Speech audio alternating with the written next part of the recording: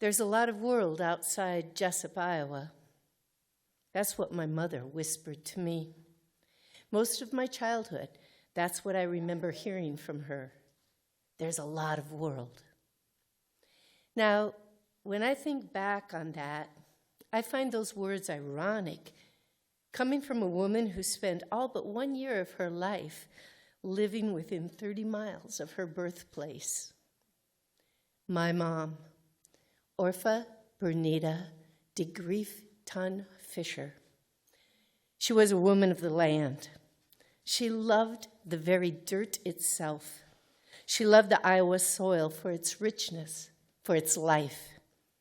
She saw the constant changes as the seasons flowed over that ground, and she stayed there and watched it and never got bored being in that place. But she always said, there's a lot of world. My mother and my grandmother used to take me to the Rotarian travelogues at the Malik Theater in Independence, Iowa. We'd sit on the red upholstered seats looking up at the big movie screen. This was before Travel Channel or Google Earth. And we'd watch, and I'd think, there's a lot of world. There was so much world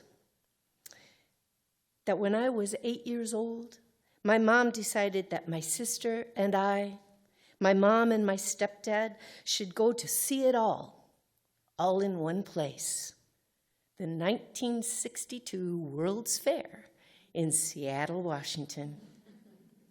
You could see every country of the world gathered together right there. So we packed the big-finned emerald green Buick LeSabre and drove across the country. We drove through the wheat fields of the Great Plains, across July snowfields of the Rocky Mountains, through the high desert, over the Cascades, and on to the Pacific Ocean. That was the first time I had ever smelled salt air. I knew I was seeing the world. And once I had seen what laid beyond my home in the Iowa cornfields, once I'd seen the desert, the mountains, and the ocean, well, how are you going to keep the girl down on the farm? So when I was 21 years old, with my college diploma tucked in my back pocket, I walked away from the Iowa farm with a backpack and an Army surplus sleeping bag as the only graduation gifts I had asked for or needed. I walked down our quarter-mile farm lane, took a left at the gravel road, then turned west onto U.S. Highway 20, hitchhiking to Oregon.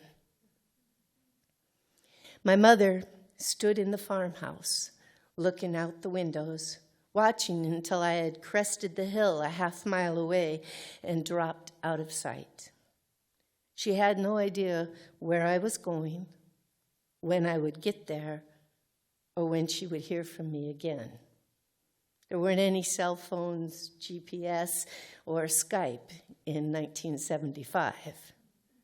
But still, she stood and watched, and she had the courage to let me go. Now, I'm a mother with a daughter of my own, and I watched as she boarded the Amtrak train to go to college far away.